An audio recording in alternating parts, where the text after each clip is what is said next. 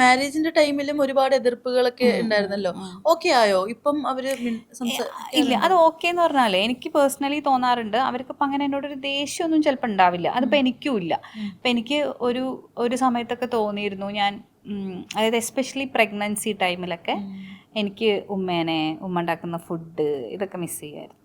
അപ്പോൾ ആ സമയത്ത് പക്ഷേ എൻ്റെ ഹസ്ബൻഡിൻ്റെ അമ്മ ഈ പറഞ്ഞ പോലെ ഭയങ്കര നന്നായിട്ട് കെയർ ചെയ്യും കേട്ടോ. അമ്മയ്ക്ക് 3 ആൺകുട്ടികളാണ് ഹസ്ബൻഡിൻ്റെ അമ്മയ്ക്ക്. അപ്പം അവർക്കൊരു മോളെ അപ്പോൾ കിട്ടിയതാണ്. അവർക്ക് ആക്ച്വലി സ്പീക്കിംഗ് ഒരു കുട്ടിയുടെ ഡെലിവറി ടൈം ഒന്നും ഹാൻഡിൽ ചെയ്തിട്ട് അവർക്ക് അറിയില്ല അമ്മയ്ക്ക്.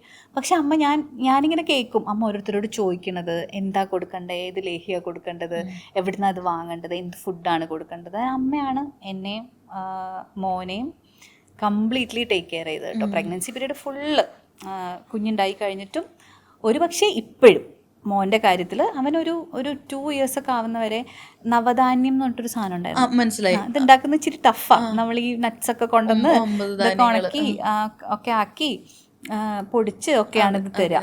അത് അവനൊരു 2-2.5 വയസ്സാവുന്നവരെ അമ്മ സ്ഥിരമായിട്ട് നമ്മൾ ചെല്ലുമ്പം തന്നു വിടുമായിരുന്നു. വീട്ടിൽ തന്നെ പൊടിച്ച് ആക്കി വീട്ടിൽ തന്നെ പാലിൽ നിന്ന് നെയ്യ് ഉണ്ടാക്കി അതൊക്കെ തന്നു വിടുമായിരുന്നു. ഇപ്പോഴും നമ്മൾ പോകുന്ന സമയത്ത് അമ്മ ഇങ്ങനെ അവൻ്റെ സാധനങ്ങൾ ഇങ്ങനെ മാറ്റി വെച്ചിട്ടുണ്ടാവും. അങ്ങനത്തെ ഒരു അമ്മയാണ്. അപ്പോൾ it is very unfair to say that എനിക്ക് അപ്പോഴും അമ്മയുടെ ഫുഡ് മിസ് ചെയ്യണ്ടായിരുന്നു. ഉമ്മയുടെ ഫുഡ് മിസ് ചെയ്യണ്ടായിരുന്നു. അമ്മ അതേപോലെ എന്താ പറയുക, എനിക്ക് ആ സമയത്ത് എനിക്ക് മുമ്പ് ഇഷ്ടമുള്ള പല സാധനങ്ങളും ഇഷ്ടമല്ല, അങ്ങനെയൊക്കെ ഉണ്ടാവുമല്ലോ നമുക്ക്. അപ്പോൾ ആ സമയത്ത് അമ്മ ഉണ്ടാക്കുന്ന ഒരു പർട്ടിക്കുലർ മീൻകറി എനിക്ക് ഇഷ്ടമായിരുന്നു. അപ്പോൾ ഞാൻ ചെല്ലാണെന്ന് അറിയുമ്പോൾ അമ്മ അത് ഉണ്ടാക്കി വയ്ക്കുകയാണ്. അത്രയും കെയർ ചെയ്യുന്ന അമ്മയാണ്. ബട്ട് സ്റ്റിൽ എനിക്ക് ഉമ്മയുടെ ഉമ്മ ഉണ്ടാക്കുന്ന സാധനങ്ങൾ, എൻ്റെ വീട്, അതൊക്കെ എനിക്ക് മിസ് ചെയ്യാറുണ്ട്. എനിക്ക് എല്ലാ സമയത്തും തോന്നും ഒരു പക്ഷേ പാർട്ട്ണർ ഉണ്ടെങ്കിൽ പോലും ആ സമയത്ത് നമ്മുടെ അമ്മ എന്നുള്ളത് നമുക്കൊരു ഇമ്പോർട്ടൻ്റ് ആയിട്ടുള്ളൊരു സാധനമാണ്. അപ്പോൾ ആ സമയത്തൊക്കെ ഞാൻ എന്താണ് ഇവർ ഒന്നും അന്വേഷിക്കാത്ത, എന്താ അറിയാത്ത. ഇന്നിപ്പം നമുക്കിപ്പോൾ സ്റ്റോറി ഇൻസ്റ്റഗ്രാമൊക്കെ കുറച്ചും കൂടെ ഉണ്ട്. അപ്പം സ്റ്റോക്കെങ്കിലും ചെയ്യാം. അന്ന് അങ്ങനത്തെ ഒരു പോസിബിലിറ്റി ഇല്ല. അപ്പം അന്ന് എനിക്ക് വിഷമം വരികയൊക്കെ ചെയ്യായിരുന്നു. പക്ഷെ ഞാൻ സ്പിരിച്വലി കുറച്ചും കൂടെ ഒരു ബെറ്റർ പൊസിഷനിലെത്തിയപ്പോൾ എനിക്കിപ്പോൾ ഞാനൊരു ഹെയ്റ്റും ഹോൾഡ് ചെയ്യണില്ല. ഞാൻ കംപ്ലീറ്റ്ലി ഐ ക്യാൻ അണ്ടർസ്റ്റാൻഡ്. അതെല്ലാ സമയത്തും എനിക്ക് മനസ്സിലാവും കേട്ടോ. അവർ സൊസൈറ്റിയിൽ എന്ത് പൊസിഷനിലാണ് നിൽക്കുന്നത്, അവരെന്തുകൊണ്ടാണ് ഇങ്ങനെ ബിഹേവ് ചെയ്യുന്നത്, അതൊക്കെ എനിക്ക് മനസ്സിലാവും. Yes, I understand that. അത് കുഴപ്പമൊന്നുമില്ല. പക്ഷെ ഞാൻ ഒരിക്കലും എനിക്ക് അവരുടെ കൂടെ ഫാമിലിയിൽ ജോയിൻ ചെയ്യണം എന്ന് പറയുന്നില്ല. പക്ഷെ ഞാൻ ആസ് എ ഡോട്ടർ എനിക്ക് ചെയ്യാൻ പറ്റുന്ന കാര്യങ്ങളുണ്ടല്ലോ. ദേ ആർ ഓൾസോ ഏജിങ് അല്ലേ. അപ്പോൾ അവർക്ക് ഒരു കാര്യം എന്നെ കൊണ്ട് ചെയ്തു കൊടുക്കാനും എനിക്ക് പറ്റുന്നില്ല. ഈവൻ ഇഫ് അത് മാത്രമാണ് എന്നെ ഡിസ്റ്റർബ് ചെയ്യുന്നൊരു കാര്യം. അതർവൈസ് അവരെന്തുകൊണ്ട് ഇത് ചെയ്യണു എന്നുള്ളത് എനിക്ക് ഭയങ്കര ക്ലിയർ ആണ്. ബട്ട് എല്ലാവരും കൂടി ഒത്തുചേരുന്ന ഫംഗ്ഷൻസ് അതൊക്കെ എനിക്ക് മിസ് ചെയ്യും. അതെ, അതിന്റെയൊക്കെ ഫോട്ടോസ് ഒക്കെ കാണുമ്പോഴത്തേക്ക് ഭയങ്കര ഒരു ഫീൽ. പിന്നെ ഇപ്പം നമ്മൾ ഇങ്ങനെ ഇപ്പോൾ പെരുന്നാളൊക്കെ വരുമ്പോൾ നമ്മൾ വീട്ടിലൊരു പെരുന്നാളാക്കാൻ വേണ്ടി നോക്കും. ഞാൻ മിക്കവാറും മൈലാഞ്ചിക്ക് ഇടും, ഞാൻ പുതിയ ഡ്രസ്സൊക്കെ എടുക്കും, ബിരിയാണിയൊക്കെ വെക്കും. ബട്ട് സ്റ്റിൽ അവിടെ അത് വേറെ വൈബാണല്ലോ. ഏതെങ്കിലും പെരുന്നാളിന് ഇങ്ങനെ വെയിറ്റ് ചെയ്യാറുണ്ടോ? ഇന്നും വിളിക്കും? ഇല്ല, പെരുന്നാളിന് വിളിക്കും എന്ന് വിചാരിച്ച് വെയിറ്റ് ചെയ്യാറില്ലേ. പക്ഷെ ഞാൻ ഈ പറഞ്ഞ പോലെ ഡെലിവറി സമയത്ത് ഞാൻ സി സെക്ഷൻ ആയിരുന്നു. പക്ഷെ ഡെലിവറി റൂമിൽ പോകുന്നതിന് മുന്നേ നമ്മളിങ്ങനെ ഒരു മെസ്സേജ് ടൈപ്പ് ചെയ്ത് വെച്ചിരുന്നു. നമുക്കറിയില്ല എന്ത് ബേബിയാണെന്ന്. പക്ഷെ എന്ത് ബേബി ആണെങ്കിലും നമുക്ക് കുറച്ച് പേരെ അറിയിക്കേണ്ടതുണ്ടല്ലോ. അപ്പോൾ ആ കൂട്ടത്തിൽ ഞാൻ എസ്പെഷ്യലി ഹസ്ബൻഡിനോട് എടുത്ത് പറഞ്ഞിരുന്നു, വീട്ടിലേക്ക് നമ്മളതിൽ നമ്പറൊക്കെ ഉണ്ടല്ലോ, വീട്ടിലേക്ക് അയക്കണം. അപ്പോൾ അത് അയച്ചിട്ട് എനിക്ക് റെസ്പോൺസ് ഒന്നും ഉണ്ടായിരുന്നില്ല. അപ്പോൾ എനിക്കത് ആ സമയത്തൊക്കെ എനിക്ക് കുറച്ച് ബുദ്ധിമുട്ടായിരുന്നു അതെടുക്കാൻ. പക്ഷേ നൗ ഐ അണ്ടർസ്റ്റാൻഡ് എന്തുകൊണ്ടാണ് അവരങ്ങനെ ബിഹേവ് ചെയ്യണേ. ആൻഡ് എനിക്കതിൽ പ്രശ്നമൊന്നുമില്ല. നമ്മൾ കുറേ കഴിയുമ്പോൾ നമ്മൾ പറയില്ല, നമ്മളതിൽ ഓക്കെ ആവും, അത് നമ്മൾ നോർമലാവും. എപ്പോഴെങ്കിലും അങ്ങോട്ട് വീട്ടിലേക്ക് കയറി ചെല്ലുമോ? പ്ലാൻ ഉണ്ടോ അങ്ങനെ നേരിട്ട് ചെന്ന് ഒരു ഹഗ്ഗിൽ തീരുന്നതാണോ ഇനി? ഞാൻ പറയുന്നത് അതാണ്. അവരും ഇപ്പം എൻ്റെ ഒരു കസിൻ്റെ അടുത്തൊക്കെ ഞാൻ സംസാരിക്കാറുണ്ട്, എൻ്റെ ഉപ്പയുടെ സിസ്റ്ററിൻ്റെ മോൻ. അപ്പോൾ എനിക്ക് മനസ്സിലാവുന്നത് അവർക്ക് അങ്ങനെ ദേഷ്യമൊന്നുമില്ല. പക്ഷെ അവർക്ക് അവരുടെ കൾച്ചറൽ റീസൺസ് ഉണ്ട്, റിലീജിയസ് റീസൺസ് ഉണ്ട്. പിന്നെ എൻ്റെ ഉമ്മയ്ക്കൊരു ഗ്രേ ഏരിയ ഇല്ല, ശരിയും തെറ്റും മാത്രമേ ഉള്ളൂ. അതായത് ഒന്നുകിൽ ശരി അല്ലെങ്കിൽ തെറ്റ്. അപ്പോൾ ന്യൂട്രലായിട്ടൊന്നും ഇല്ല, അങ്ങനെ ഇല്ല. എനിക്കറിയാം. അത് ഷീസ് എ സ്ട്രോങ് വുമൻ അല്ലേ? She's a strong woman and I was her diary ഒരു സമയത്ത്. She use to tell me everything. അങ്ങനെയായിരുന്നു. അപ്പൊ എനിക്കത് മനസ്സിലാവും എന്തുകൊണ്ടാണ് ഉമ്മ അങ്ങനെ ചെയ്യുന്നേ.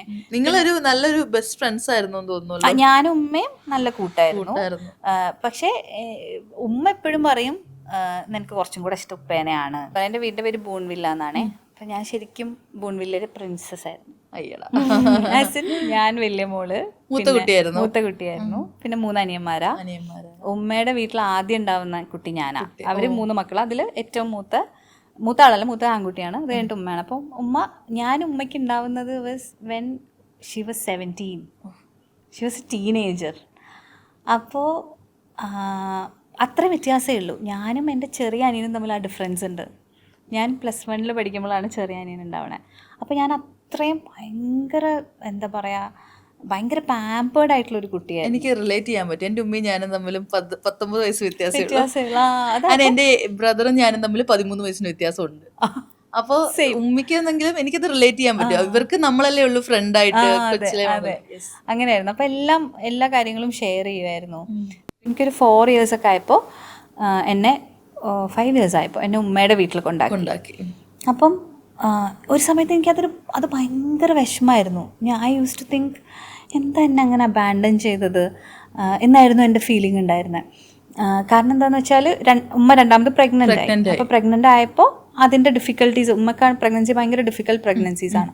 അപ്പോൾ അതിൻ്റെ ഡിഫിക്കൽട്ടി ഉണ്ട്. പ്ലസ് ഉപ്പയുടെ വീട് ഒരു ജോയിൻറ്റ് ഫാമിലിയാണ്. അപ്പം എനിക്ക് കുറച്ചും കൂടെ കെയർ കിട്ടാൻ വേണ്ടിയിട്ടാണ് അത് ചെയ്തത്. പക്ഷേ എനിക്ക് ആ സമയത്ത് ആ ഒരു ഫീലിംഗ് ഉണ്ടായിരുന്നു. അതായത് ഞാൻ എൻ്റെ ഒരു പ്രശ്നം ഉണ്ടെങ്കിൽ ഞാൻ ആരുടെ അടുത്താ ചെന്ന് പറയാം. I was always very pampered, but still എനിക്ക് അങ്ങനെ ഒരു ഇഷ്യൂ ആ സമയത്ത് അങ്ങനെ എന്താണ് എനിക്ക് തോന്നാറുണ്ട്. എനിക്ക് എപ്പോഴും അതിൻ്റെ ഒരു വേദന എനിക്ക് എപ്പോഴും, ഞാനും കുഞ്ഞല്ലേ, എനിക്കറിയില്ലല്ലോ. അപ്പം ഞാൻ ഇങ്ങനെ തേഴ്സ്ഡേ ഈവനിങ് അവനിങ്ങനെ വെയിറ്റ് ചെയ്യും. ബിക്കോസ് മദ്രസയും കൂടെ ഉള്ളതുകൊണ്ടാണ് ഞാൻ ഇവിടെ നിൽക്കുന്നത്. അപ്പോൾ തേഴ്സ്ഡേ ഈവനിങ്സ് എനിക്ക് വീട്ടിൽ പോവാം. പിന്നെ അത് കഴിഞ്ഞിട്ട് ഫ്രൈഡേ സ്കൂൾ കഴിഞ്ഞാണ് തിരിച്ചു വരിക. അപ്പോൾ ആ ഒരു രാത്രിയാണ് എനിക്ക് ഉപ്പയുടെ ഉമ്മയുടെയും കൂടെ കിട്ടുക അന്ന്. പിന്നെ ഞാനൊരു 8th ആയപ്പോഴാണ് ഞാൻ തിരിച്ചങ്ങോട്ട് പോകുന്നത്. 7th വരെ മദ്രസയിൽ പഠിച്ച് ഓക്കെ ഇനിയിപ്പോൾ മതി എന്ന് പറഞ്ഞിട്ട് അങ്ങോട്ട് പോകും. അപ്പോൾ പക്ഷെ അതും ഒരു സമയം കഴിഞ്ഞപ്പോൾ എനിക്ക് മനസ്സിലായി, like she was a teenager. And ഉപ്പക്കും 23 വയസ്സോ 24 വയസ്സോ ഉള്ളൂ. അപ്പോൾ ഇന്ന് 24 വയസ്സായ ആൾക്കാർ നടക്കുന്നതും എൻ്റെ ഉപ്പേനെയും കാണുന്ന സമയത്തെ I feel okay, I understand why. പക്ഷേ പറ്റാഞ്ഞിട്ടാണ്. പക്ഷെ അതുകൊണ്ട് ഞാൻ എൻ്റെ മോൻ്റെ കാര്യം വരുമ്പോൾ എപ്പോഴും അമ്മ എല്ലാ സമയത്തും പറയും, ഞാൻ ഷൂട്ടിനൊക്കെ പോകുന്ന സമയത്ത് അവിടെ ആക്കാൻ, അമ്മയുടെ അടുത്ത് അവനെ ആക്കാൻ. അവൻ കംഫർട്ടബിളുമാണ് കേട്ടോ. അങ്ങനെ ഞാൻ ആക്കിയിട്ടുണ്ട് ഒട്ടും പറ്റാത്ത സമയത്ത്. But otherwise I make sure that അങ്ങനെ വേറൊരു സ്ഥലത്ത് മോൻ നിൽക്കില്ല. എപ്പോഴും അവൻ്റെ അച്ഛനോ അവൻ്റെ അമ്മയോ അവൻ്റെ കൂടെ ഉണ്ടാവുന്നത്. പക്ഷേ അത് അവന് എത്രത്തോളം ഇമ്പോർട്ടൻ്റ് ആണെന്ന് എനിക്കറിയില്ല. പക്ഷേ എനിക്കുണ്ടായ ഒരു വേദന അവൻ ഉണ്ടാവരുത് എന്ന് വിചാരിച്ചിട്ട് നമ്മൾ ചെയ്യുന്നത്. അതെ, ആ ഒരു പറഞ്ഞില്ലേ, എനിക്കത് ഭയങ്കര വേദനയായിരുന്നു. ഇപ്പോഴും അത് പറയുമ്പോഴത്തേക്ക് ആ പെയിൻ നമുക്ക് ഫീൽ ചെയ്യാം. ശരിക്കും ആ കുഞ്ഞുനാളിൽ കിട്ടിയ ആ ഒരു പെയിൻ, അത് എന്താ പറയാ, അതൊരു ഒരിക്കലും മാറാത്തൊരു വലിയൊരു പെയിൻ. അതെ അതെ. കാരണം എന്താ അറിയോ, നമുക്ക് ഞാനാണെങ്കിൽ ഭയങ്കര എപ്പോഴും ഒരു സെൻറ്റിമെൻ്റൽ മനുഷ്യനാണ് ഞാൻ. എല്ലാ സമയത്തും ഞാനിങ്ങനെ വിചാരിക്കും, എൻ്റെ ജീവിതത്തിൽ ചില ആൾക്കാർ ഭയങ്കര ഡിഫിക്കൽട്ടീസൊക്കെ തരുവേ. പക്ഷേ എനിക്ക് അവരുടെ അടുത്ത് ചിലപ്പം എന്താ പറയുക, എന്തെങ്കിലും ഹാർഷായിട്ട് സംസാരിക്കാനോ നോ ഒക്കെ പറയാനിപ്പോൾ ഞാൻ പഠിച്ചു. പക്ഷേ എന്തെങ്കിലും ഹാർഷായിട്ട് സംസാരിക്കാനോ ഒരാളെ വേദനിപ്പിക്കാനോ അല്ലെങ്കിൽ ഒരാളെ ലൈഫിൽ നിന്ന് ഇങ്ങനെ കംപ്ലീറ്റ്ലി നമ്മൾ മാറ്റി നിർത്തൂലേ, അങ്ങനെ നിർത്താനൊന്നും എനിക്കിപ്പോഴും പറ്റൂല. അപ്പം ഞാനിടയ്ക്ക് ഞാൻ വിചാരിക്കും അതെന്താണ് അങ്ങനെ പറ്റാത്ത. അപ്പം ഞാൻ ഇടയ്ക്ക് മാധവിക്കുട്ടിയുടെ ഒരു ഇൻ്റർവ്യൂ കണ്ടപ്പോൾ മാധവിക്കുട്ടി പറയുന്നുണ്ട്, എനിക്ക് ഒരു പൂച്ചേനെ പോലും ഉപേക്ഷിക്കാൻ പറ്റില്ല, അത്രയും സെൻറ്റിമെൻ്റലാണ് ഞാൻ. അപ്പോൾ എല്ലാത്തിനോടും അറ്റാച്ച്. അപ്പം ഞാൻ വിചാരിക്കും ദൈവമേ, ഈ അറ്റാച്ച്മെൻ്റ് ഇല്ലായിരുന്നെങ്കിൽ ലൈഫ് ഭയങ്കര ബെറ്റർ ആയനെ എന്ന് വിചാരിക്കും. ബിക്കോസ് ഈ അറ്റാച്ച്മെൻറ്റ്സ് ഉണ്ടാകുമ്പോൾ നമുക്കെല്ലാം ഡിഫിക്കൽട്ടല്ലേ. അപ്പോൾ എനിക്ക് തോന്നും അത് ആ ഒരു ഫിയർ ഓഫ് അബാൻഡൻമെൻ്റ് എന്ന് വന്നതാണോ. അപ്പോൾ ഞാൻ പഠിച്ച സൈക്കോളജിയൊക്കെ ആയതുകൊണ്ട് നമ്മളിങ്ങനെ നമ്മുടെ ഒരു ചൈൽഡ്ഹുഡൊക്കെ നോക്കുന്ന സമയത്ത് എനിക്കങ്ങനെ ഭയങ്കര ട്രോമയായിട്ട് എന്നെ എഫക്റ്റ് ചെയ്തിട്ടുണ്ടോ ചോദിച്ചാൽ ചിലപ്പോൾ ഉണ്ടാവില്ല. ബട്ട് സ്റ്റിൽ എൻ്റെ ഒരു പേഴ്സണാലിറ്റി ഡെവലപ്പ് ചെയ്തപ്പോൾ എനിക്കിങ്ങനെ ഒരു ഭയങ്കര സെൻറ്റിമെൻ്റൽ മനുഷ്യനാവാൻ ചിലപ്പോൾ അതൊരു റീസൺ ആയിരിക്കും. എനിക്കൊരു വിഷമം വന്നാൽ ഞാൻ ആരുടെ അടുത്താണ് പറയണ്ടേ. എനിക്കൊരു പ്രശ്നം ഉണ്ടായാൽ, ഇപ്പം എനിക്ക് ചെറുപ്പത്തിൽ എൻ്റെ പ്രായത്തിലുള്ള എല്ലാവർക്കും ഉണ്ടായിട്ടുണ്ട്, അബ്യൂസ് ഉണ്ടായിട്ടുണ്ട്. അബ്യൂസ് ഉണ്ടാകുമ്പോൾ അത് ആരുടെ അടുത്ത് ഞാൻ പോയി പറയണം, അതൊന്നും എനിക്ക് അറിയില്ല. ഇപ്പം നമ്മൾ വിചാരിക്കും ഒരു അമ്മയാണെങ്കിൽ ഉമ്മ എൻ്റെ അടുത്ത് ഉണ്ടായിരുന്നെങ്കിൽ ചിലപ്പോൾ എനിക്കത് സംഭവിക്കില്ലായിരുന്നു, ഞാൻ ചിലപ്പോൾ കുറച്ചും കൂടെ സെക്യൂർഡായാൻ. പക്ഷേ എൻ്റെ ലൈഫിൽ എന്നെ ഏറ്റവും കൂടുതൽ സ്നേഹിച്ചിട്ടുള്ളത് എൻ്റെ ഉമ്മയുടെ ഉമ്മയാണ്, എൻ്റെ ഗ്രാൻഡ് മദറാണ്, ഉമ്മമ്മയാണ്. ഞാൻ ഇപ്പം നമ്മുടെ ഞാൻ തന്നെ സംസാരിച്ചൊരു കോൺവെർസേഷനിൽ ഒരാൾ പറഞ്ഞിട്ടുണ്ട് അൺകണ്ടീഷണൽ ലവ് ഡസൻ എക്സിസ്റ്റ് എന്ന്. പക്ഷേ ഞാനത് ഫീൽ ചെയ്തിട്ടുണ്ട് അൺകണ്ടീഷണൽ ലവ്. എൻ്റെ ഗ്രാൻഡ് മദറിന് ഈ ലോകത്തെ ഏറ്റവും നല്ല ആൾ ഞാനായിരുന്നു. ഏറ്റവും കൂടുതൽ സ്നേഹിച്ചിരുന്നത് എന്നെയായിരുന്നു.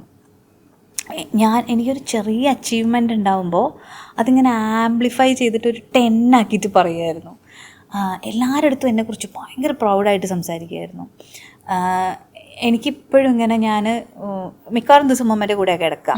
അപ്പോൾ ഉമ്മമ്മനെ ഇങ്ങനെ കെട്ടിപ്പിടിച്ച് കിടക്കുമ്പോൾ ഒരു നീളൻ മാലയാണ് ഇടുക, മുണ്ടും ബ്ലൗസും ഇങ്ങനെ തട്ടമാണ് ഉമ്മമ്മ ഇടുക. അപ്പോൾ എനിക്കിപ്പോഴും ഉമ്മമ്മൻ്റെ മണമുണ്ട്. അപ്പോൾ ഇടയ്ക്ക് ഞാനൊരു ഇതിങ്ങനെ വായിച്ചപ്പോൾ നമ്മൾ ചിലപ്പോൾ നമ്മുടെ ആരെങ്കിലും നമ്മൾ പ്രൊട്ടക്റ്റ് ചെയ്യും എന്ന് പറയില്ലേ, അങ്ങനെ എനിക്ക് തോന്നാറുണ്ട് എൻ്റെ പ്രൊട്ടക്ടർ എൻ്റെ ഉമ്മമ്മയാണ്. ഉമ്മ മരിച്ചു പോയി കേട്ടോ, കുറേ വർഷമായി മരിച്ചിട്ട്. പക്ഷേ ഞാൻ പറഞ്ഞ ഉമ്മ എന്നെ സ്നേഹിക്കുന്നില്ല എന്നല്ല, പക്ഷേ മേ ബി ആ സമയത്ത് എനിക്ക് ഏറ്റവും കണക്ട് ചെയ്യാൻ പറ്റിയത് ഉമ്മമ്മ ആയതുകൊണ്ടും ആൻഡ് ലൈഫ് ലോങ്, അതായത് ഉമ്മമ്മ കുറേ കാലം വയ്യാണ്ട് കിടന്നു, കോമയിൽ കിടന്നു.